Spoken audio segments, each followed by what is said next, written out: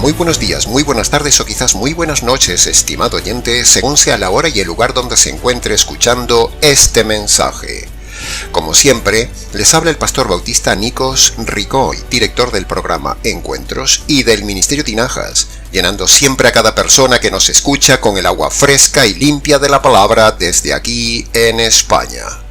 Muy bienvenidos y muchas gracias por estar ahí atentos una vez más al nuevo mensaje de hoy de nuestro programa Encuentros.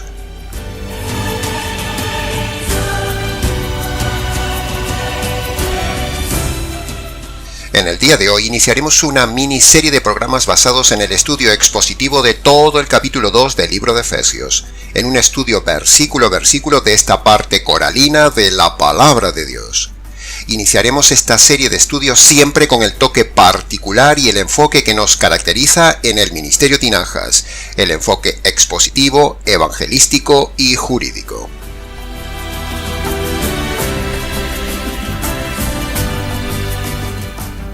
Empezaremos diciendo cosas básicas para los oyentes antes de empezar la serie, cosas que ya hemos dicho muchas veces en el canal, pero que procede ahora resumirlas. Primer punto básico. La Biblia no fue escrita para todo el mundo, no. La Biblia no fue escrita para inconversos, no. La Biblia no fue escrita para cabras, no fue escrita para cizaña. La Biblia fue escrita solo para personas convertidas. Eso lo vemos, por ejemplo, en el Antiguo Testamento, donde los profetas escribieron sus mensajes solo para el pueblo de Israel, no para los paganos en aquel tiempo. El Nuevo Testamento vemos que fue escrito mayormente por los apóstoles, solo para las personas que ya se habían convertido previamente por medio del Evangelio. El Nuevo Testamento no es para todo el mundo, estimado oyente, solo para convertidos, y este grupo de convertidos se llama Iglesia. Y este es precisamente el punto básico número 2. Iglesia, bíblicamente hablando, no es un local. Iglesia no es un edificio. Pero lo que sucede en el día de hoy es que el término iglesia, como tantos otros conceptos, se ha deformado de tal manera con el paso del tiempo que la mayoría de personas llaman iglesia al edificio. Y eso es un grave error. Como cuando, por ejemplo, dicen, venga a la iglesia, hermano. O vamos a la iglesia, hermano. Como diciendo, vamos al edificio donde nos congregamos, cuando en realidad, iglesia bíblicamente hablando, es el conjunto de convertidos por medio del Evangelio. Por eso, cuando en las cartas del Nuevo Testamento, como en este caso de la carta a los Efesios, vemos que los apóstoles se dirigen a determinada congregación llamándole iglesia, ese concepto de iglesia no es el mismo concepto de iglesia del día de hoy. El concepto de iglesia de hoy es un simple asociacionismo. A la gente le gusta más el asociacionismo en un local, pero no les gusta el compromiso cristiano y mucho menos la radicalidad de una verdadera iglesia neotestamentaria. Es mucho más fácil hacer asociacionismo religioso que edificar una iglesia espiritual con personas verdaderamente convertidas por medio del evangelio radical. Los lobos hacen asociacionismo, los pastores hacemos discípulos que luego se congregan como iglesia. ¿Puede ver la diferencia, estimado oyente? ¿En dónde está usted? ¿En un local religioso asociado y dirigido por un lobo o por una serpiente? ¿O está usted en un grupo de convertidos por medio del Evangelio? Es decir, en un grupo que es la verdadera iglesia de Jesucristo. Decimos todo esto como preámbulo porque es obligado repetir y repetir al inicio de esta serie de programas que no todo el mundo que nos oye forma parte de la iglesia de Cristo. Están en locales, están asociados, pero no están en la iglesia del Señor Jesús. Ojalá fuesen iglesia verdadera de Cristo los que nos oyen.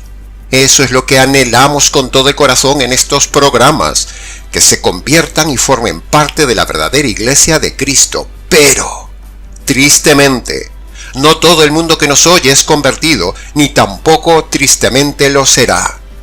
No todo el mundo que se congrega en un local cada domingo es convertido. Y paradójicamente hablando, no todo el que está en una iglesia local es un convertido, ni es cristiano, ni es parte de la iglesia verdadera del Señor Jesús. Triste pero real. Precisamente nuestro canal y nuestros programas van dirigidos a personas no convertidas para que con cada programa podamos hacer eso, con nuestra enseñanza y el Evangelio puedan convertirse para ser miembros de la Iglesia del Señor Jesús. Y para ser miembro de la Iglesia uno debe haberse convertido por medio de las dos condiciones del Evangelio. En resumen, en estos estudios subsiguientes enseñaremos que llamar iglesia a cualquier local de reunión es un error. Llamar hermano a todo el mundo es un error. Llamar sana doctrina a cualquier enseñanza o a media verdad es un error. Llamar pastor a cualquiera que se pone a predicar es un error. Llamar conversión a cualquier experiencia religiosa es un error. Y llamar evangelio a cualquier cosa que se predica por ahí usando la palabra evangelio es otro grandísimo error. ¿Se da cuenta cuántas cosas aprenderemos en estos siguientes programas en el estudio expositivo de todo el capítulo 2 de Efesios, mi estimado oyente? Pasemos a ver el segundo punto básico. En las cartas del Nuevo Testamento, como por ejemplo aquí en la carta a los Efesios, siempre vemos que se hace énfasis en que hay dos diferentes grupos. Sí, ha oído bien. Primer grupo es el grupo de los perdidos y los convertidos. Y el segundo grupo que veremos es el grupo de los judíos y los gentiles. Todo eso lo hemos dicho varias veces en el canal, pero este capítulo de Efesios que estudiaremos en estos días es ideal para repasar estos dos grupos. Pasemos a nombrar el tercer punto básico.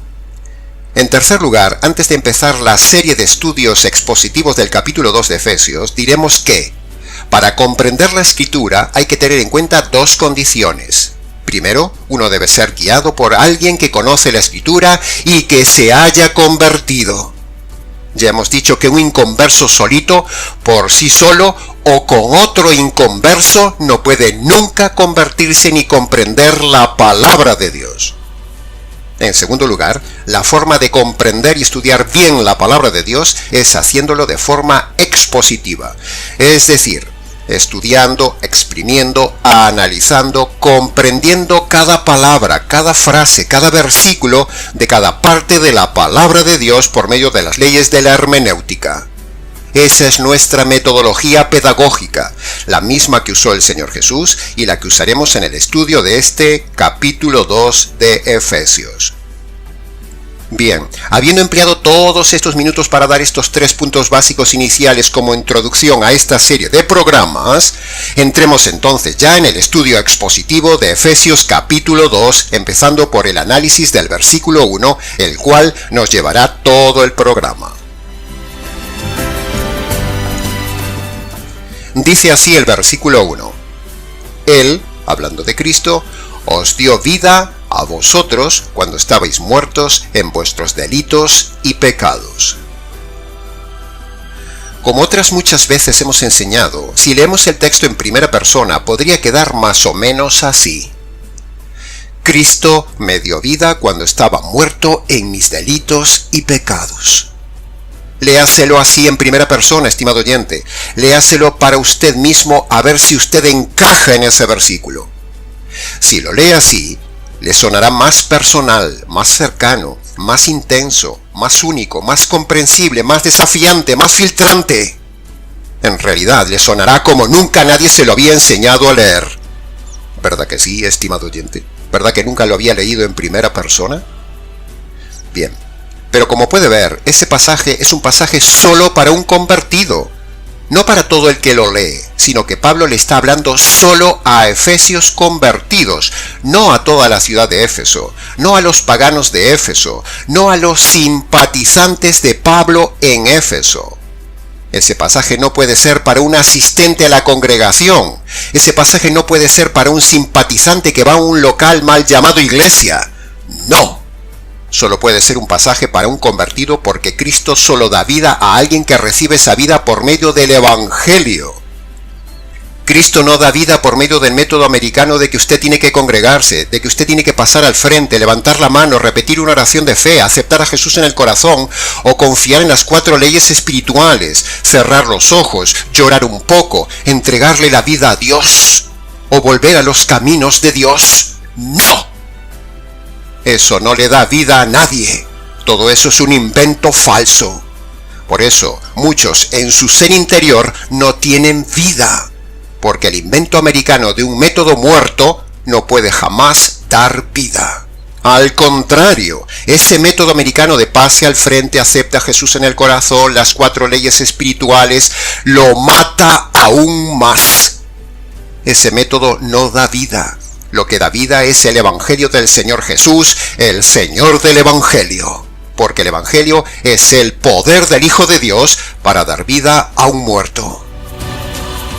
En la primera frase vemos entonces a Pablo diciendo que Cristo es el que le da vida al inconverso. Cristo da tanto la vida física por ser el creador, como la vida espiritual por ser salvador. Ahora escuche esto. Cristo el creador nos da primero la vida física por su soberana decisión, pero luego Cristo nos da vida espiritual por nuestra soberana decisión. Sí, ha oído bien. La vida física la da Él, pero la vida espiritual decidimos nosotros tomarla libremente de Él. Repito, Cristo el Creador nos da primero la vida física por su soberana decisión, pero luego Cristo nos da vida espiritual por nuestra soberana decisión. La vida física la da Él, pero la vida espiritual decidimos nosotros tomarla libremente de Él. Que conste en acta.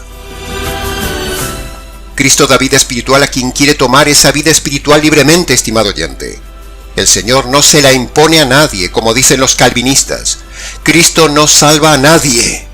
Es el hombre el que se salva si toma esa vida de Cristo. El mismo Jesús dice esto del libre albedrío del hombre en aquel famoso pasaje de Juan capítulo 5, versículo 40. No queréis venir a mí para tener vida.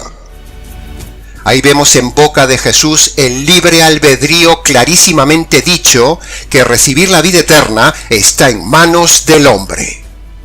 Si alguien no quiere ir a Cristo a tener vida es porque libremente no quiere hacerlo. Ese libre albedrío se muestra inferencialmente y a fortiori en este pasaje de Juan capítulo 5. Por lo tanto, el libre albedrío es una doctrina maravillosa, bíblica e irrefutable, aquí y en toda la Biblia. El hombre es plenamente libre para decidir si recibe vida espiritual de Cristo o la rechaza. Mire lo que dice Efesios capítulo 1, versículo 13. Habiendo oído la palabra de verdad, el Evangelio de salvación, habéis creído en él. ¿Ve? Ahí lo tiene, estimado oyente, la plena libertad que ejercieron los efesios por su libre albedrío. Primero, deciden libremente escuchar la palabra de Pablo. Y segundo, decidieron libremente creer el Evangelio. Este es el puro y maravilloso libre albedrío que nosotros creemos y defenderemos hasta la muerte. El texto no dice que Dios le impuso ni los obligó a oír, ni les obligó a creer, ni les impuso la salvación, ni los coaccionó a creer el Evangelio, sino que el texto habla fluidamente de libertad por parte de los efesios.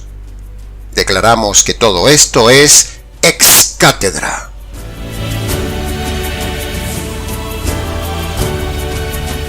Cristo es vida, pero da esa vida a través de la libertad humana por medio del Evangelio. Cristo salva, pero salva a través de la libertad humana y por medio del Evangelio. Cristo perdona, pero perdona a través de la libertad humana y por medio del Evangelio. En resumen de esta primera mini frase de Efesios, cuando combinamos Efesios capítulo 1 versículo 13 con Juan capítulo 5 versículo 40 y con Efesios capítulo 2 versículo 1, como hemos visto, es Cristo quien le dio vida al efesio. Pero cuando el efesio recibió libremente esa vida por medio del Evangelio. Así que aquí tenemos definidas ya dos grandes doctrinas capitales: el libre albedrío y el poder que tiene Cristo para dar vida por medio del Evangelio. Ahora le toca a usted, estimado oyente, le toca decidir libremente, como un efesio del siglo XXI, tomar el Evangelio para tener vida. Que conste en acta.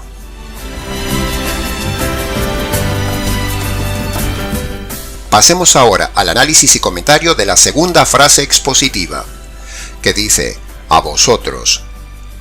Si dice a vosotros es porque hay otros, si no diría Cristo nos dio vida a todos, y eso sería el universalismo.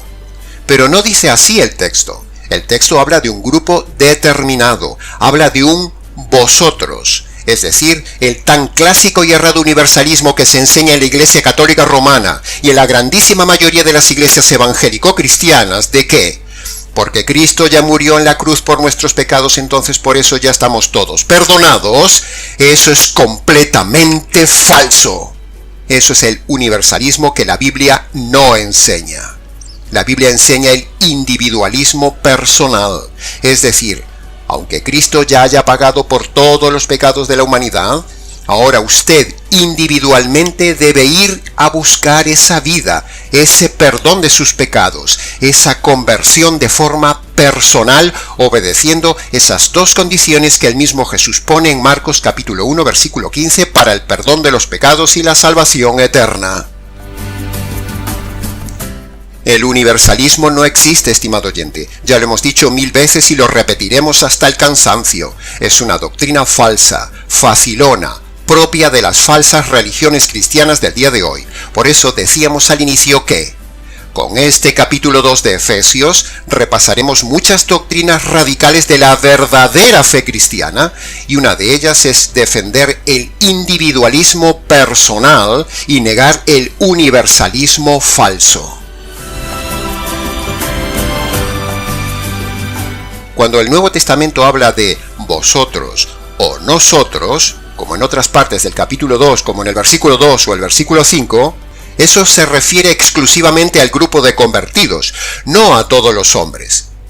Por eso cuando un pastor lee este texto y aplica este pronombre personal, vosotros o nosotros, a toda la audiencia, está engañando a la gente, estimado oyente, porque este vosotros o nosotros se refiere en el texto no a todos los presentes que tiene delante un predicador, sino solo a los convertidos.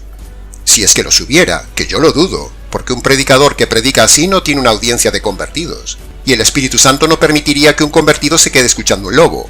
Por eso cuando un pastor le dice a todo el mundo en su prédica que Cristo ya les dio vida, está errando y engañando, y se está olvidando de que Pablo aquí no le habla a todos, sino solo a un grupo selecto. Porque para tener vida, primero hay que ser convertido de forma individual obedeciendo las dos condiciones del Evangelio. Aprenda bien esto, estimado oyente o predicador novato que me escuchas. Es muy importante, porque esto no se enseña por ahí. Si usted escucha a un pastor en su iglesia, en internet, en una radio o en televisión usar este pronombre, vosotros, aplicándolo a toda la audiencia, entonces usted tiene delante un supino predicador ignorante y engañador. Tome al azar, estimado oyente, cualquier prédica en la red de cualquier pastor. Haga la prueba. Observe cómo se dirige ese pastor o falsa pastora a la gente. Y si se dirige a la audiencia en general como si todos fueran convertidos usando la palabra nosotros, hermanos, salvos, todos nosotros, fieles, etc., entonces ese predicador o predicadora está engañando a su audiencia. Eso es un gravísimo error homilético y exegético. Es engañar a las almas, es pecado y tiene repercusiones eternas. Escape de esos predicadores que le hablan a todos como hermanos, como fieles, como salvos, como ovejas, como trigo, o como el grupo de vosotros, cuando no lo son, porque ni ellos mismos son convertidos. Observe cuántas veces nosotros en el canal hacemos de forma enfática esta diferencia de grupos y esta aclaración de que en nuestra audiencia hay dos grupos. Primero, un grandísimo grupo de perdidos no convertidos, y muy pocos convertidos y salvos por medio del verdadero evangelio que predicamos. ¿Ve cómo nos preocupamos por ser honestos? Insisto en decir que ese vosotros no es para usted si usted no se ha convertido por medio de las dos condiciones del evangelio jurídico. Y entonces alguno preguntará, pastor, ¿cuáles son entonces esas dos condiciones? Bueno, gracias por preguntarlo, pero si me lo pregunta es porque usted es nuevo en el canal y porque no las conoce. Si no conoce las dos condiciones, entonces eso ya es un grave problema y una mala señal espiritual para usted. Pero, con gusto le diremos nuevamente las dos condiciones para que sea con nosotros del grupo de convertidos del capítulo 2 de Efesios. O sea, para que usted y yo hoy podamos ser los auténticos efesios del siglo XXI. Preste atención. Las dos condiciones del Evangelio para la salvación son: primero, usted debe reconocer sus pecados pasados y abandonar sus pecados presentes.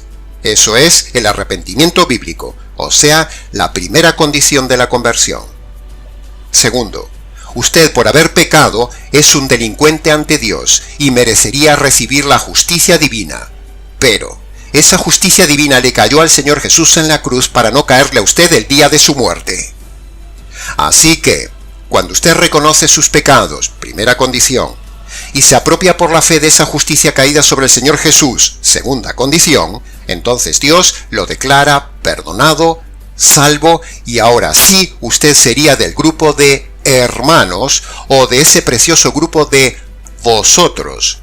Pero si usted no ha obedecido esas dos condiciones nunca, entonces olvídese de identificarse con ese vosotros. Usted en realidad es del grupo de los otros, es decir, de los perdidos. Pásese hoy mismo del grupo de los otros al grupo de vosotros por medio de las dos condiciones, estimado oyente.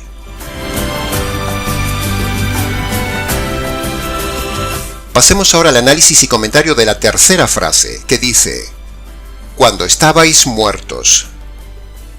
Siempre hay y debe haber un antes y un después en la vida cristiana, como se infiere aquí, estimado oyente. Ahora, ¿cuál sería la frontera del antes y el ahora, o la frontera del antes y el después? Pues la frontera de pasar de estar antes muertos espirituales a vivos espirituales ahora, o de estar perdidos antes y estar salvos ahora, es exclusivamente por la conversión por medio del Evangelio. No por la oración de fe, no por pasar al frente, no por recibir a Jesús en el corazón, no por confiar en las 4 leyes espirituales. No. Los efesios estaban muertos antes en su paganismo, pero ahora estaban vivos en el verdadero cristianismo por medio del Evangelio de Pablo, como dice Efesios capítulo 1, versículo 13. ¿Tiene usted un antes y un después claramente definido en su vida espiritual? ¿Tiene usted una conversión bíblica o tiene una conversión moderna americana? Con esta parte del versículo vemos que el hombre nace muerto, es decir, nace separado de Dios.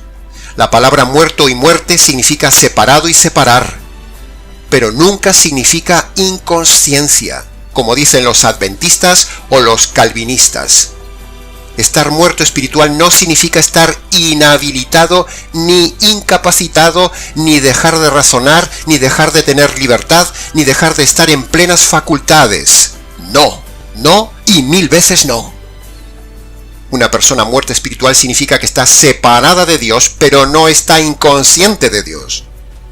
El hombre nace separado de Dios, es decir, muerto espiritual, pero nace muy consciente de Dios, porque la naturaleza, la conciencia y el razonamiento son 3 alarmas que se encargan de gritarle y hacerle plenamente consciente al hombre de que hay un Dios y que debe buscar a ese Dios. Pero el hombre decide libremente en su libre albedrío no buscar a Dios. Por eso el hombre se queda muerto en vida y luego se muere muerto. Así que ahora usted puede comprender aquellas palabras famosas que dijo Jesús: dejad que los muertos entierren a sus muertos. Es decir, los muertos espirituales entierran a los muertos físicos. El hombre no convertido está separado de Dios, estimado oyente. Es decir, está muerto espiritualmente, y si no se convierte, cuando se muera físicamente, estando muerto espiritualmente, entonces se irá conscientemente a la muerte eterna, es decir, irá a la separación eterna de Dios. Esta es la verdadera teología del tema. no la que enseñan los adventistas ni los calvinistas. Repetimos que estar muerto es estar separado espiritualmente de Dios, pero no imposibilitado de buscar a Dios. Por medio del Evangelio y sus dos condiciones, y por medio del don del libre albedrío, el hombre separado de Dios puede reconciliarse con Dios y entonces tener limpieza de sus pecados, vida espiritual, comunión con Dios, relación con Él y luego tener vida para siempre con Dios. Amén. Aleluya. En resumen de esta nueva frase que hemos analizado, cuando Pablo dice que los efesios antes de conocer el Evangelio estaban muertos, se refiere a estar separados de Dios. Y entonces, cuando libremente reciben el Evangelio les quita las culpas, les da vida y los reconcilia con Dios. Pablo con esta carta estaba recordándole aquí a los efesios lo que eran ellos antes de la conversión y antes de conocerle a él. Estaban muertos en su paganismo y ahora están con vida espiritual con Cristo por medio del Evangelio. ¿Cómo está usted ahora, estimado oyente? ¿Está vivo o está muerto espiritualmente? ¿Qué evangelio le han presentado? ¿Un evangelio vivo o un evangelio americano? El único evangelio que le da vida, que le saca de su estado de muerte espiritual, es el evangelio verdadero y jurídico que vemos en la Biblia, que conste en acta. Pasemos ahora al análisis y comentario de la frase que dice: en vuestros delitos y pecados.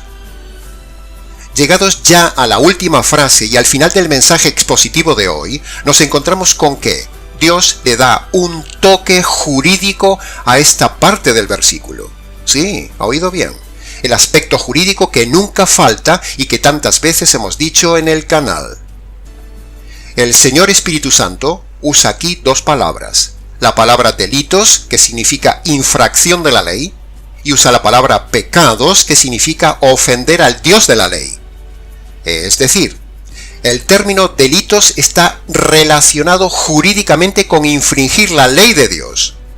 Y el término pecados está relacionado jurídicamente hablando con ofender al Dios de la ley. ¿Comprende la diferencia?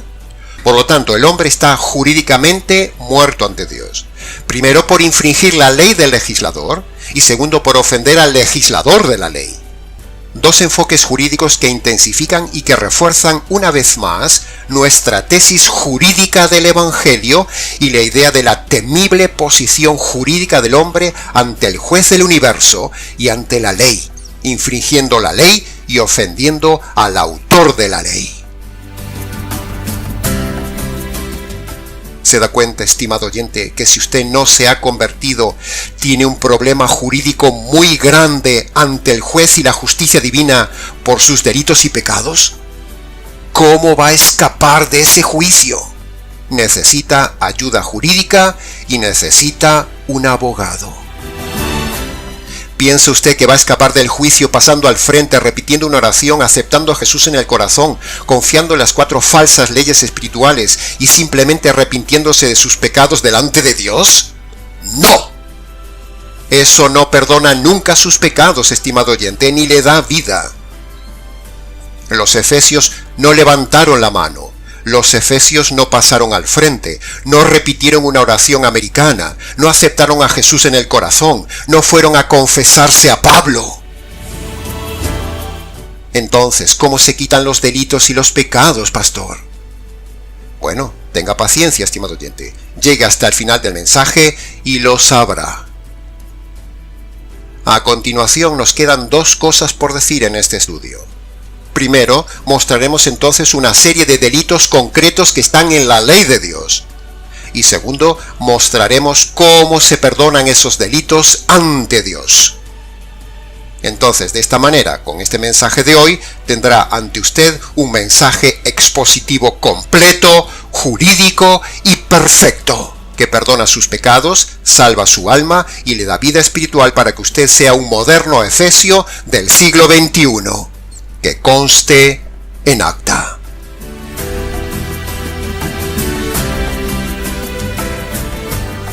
Prepare ahora sus oídos, prepare su memoria, prepare su conciencia, prepárese para tomar nota, prepárese para escuchar al Espíritu Santo en su función jurídica de fiscal, convenciéndolo de delitos y pecados que probablemente usted nunca ha oído en su iglesia.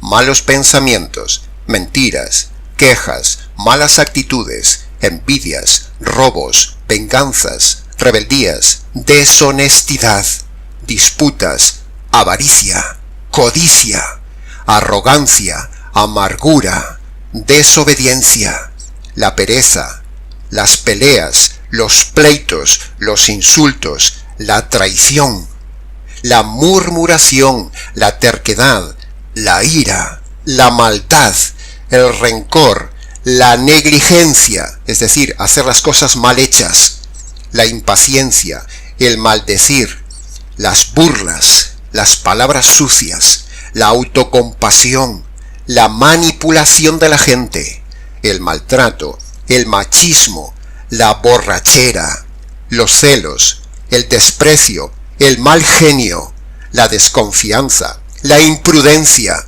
la frivolidad, la tacañería, la ambición desmedida, la terquedad, el mal testimonio, la blasfemia, la idolatría, el adulterio, el divorcio, la infidelidad, el orgullo, la estafa, el hacer diferencia de personas, la herejía doctrinal, la ingratitud, la indiferencia, la fornicación, las orgías, la inmoralidad, la lujuria, la homosexualidad o el lesbianismo, el egoísmo, el no hacer el bien, los juramentos y las promesas no cumplidas, la insensibilidad, el racismo, el meterse en deudas innecesarias, las adivinaciones, la calumnia, el griterío, la cobardía, las injusticias cometidas, la superstición, la insolencia, el afanarse por la vida,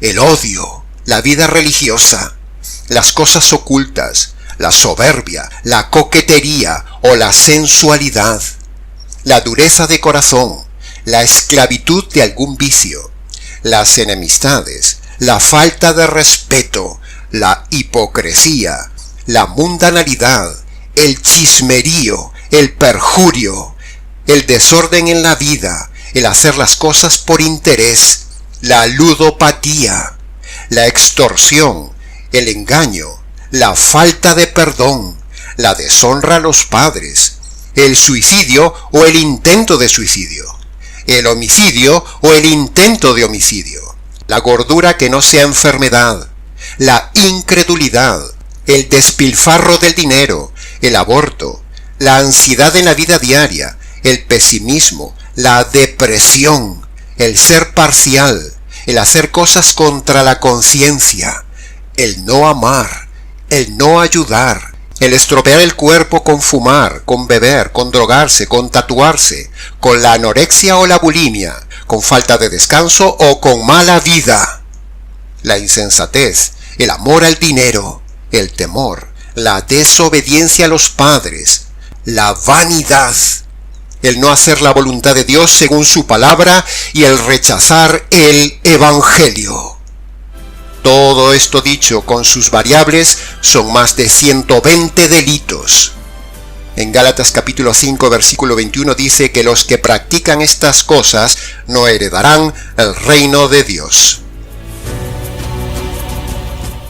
Si usted se muere con algunos de estos delitos mencionados sin perdonar, o usando un método equivocado de perdón de pecados, entonces le esperará jurídicamente hablando el juicio de Dios, y eso será cosa terrible, y luego le esperará una sentencia, y eso será terrible, y luego le esperará una condena en la cárcel eterna y con fuego eterno, y eso suena terrible y horrible. ¿Quiere usted ir ahí por toda la eternidad, eternidad, eternidad, eternidad, eternidad, eternidad, eternidad, eternidad, eternidad? Así que escuche hoy y ahora el verdadero evangelio. Aquí va. Punto 1. Dios es un juez justo y usted un delincuente injusto por haber cometido delitos y pecados en su vida. Punto 2. Usted merece recibir la justicia y la ira de Dios por sus delitos. Delitos que le hemos dicho antes y que usted ha cometido varias veces en su vida. Punto 3. Si Dios descargara hoy sobre usted la justicia que merecen sus delitos, entonces Él le quitaría la vida y lo enviaría a la cárcel eterna. Pero, la buena noticia, o sea, el Evangelio, es que la justicia que usted merece cayó sobre otro. Cayó sobre el Señor Jesús para que no caiga sobre usted esa justicia que usted merece. Punto número 4. Dios en su paciencia le está dando vida para que usted obedezca las dos condiciones de salvación que Él pone. Primero, reconozca sus delitos pasados y abandone los delitos presentes. Primera condición. Segundo, usted debe apropiarse, debe recibir, debe tomar esa justicia que le cayó al Señor Jesús en la cruz. Esta es la segunda condición. Entonces, cuando usted obedece estas dos condiciones, Dios le perdona los delitos y pecados, Dios lo declara justo, ya no le envía a la cárcel eterna, usted formará ahora sí parte de la iglesia verdadera y un día tendrá acceso al reino material de Dios. Amén. Aleluya.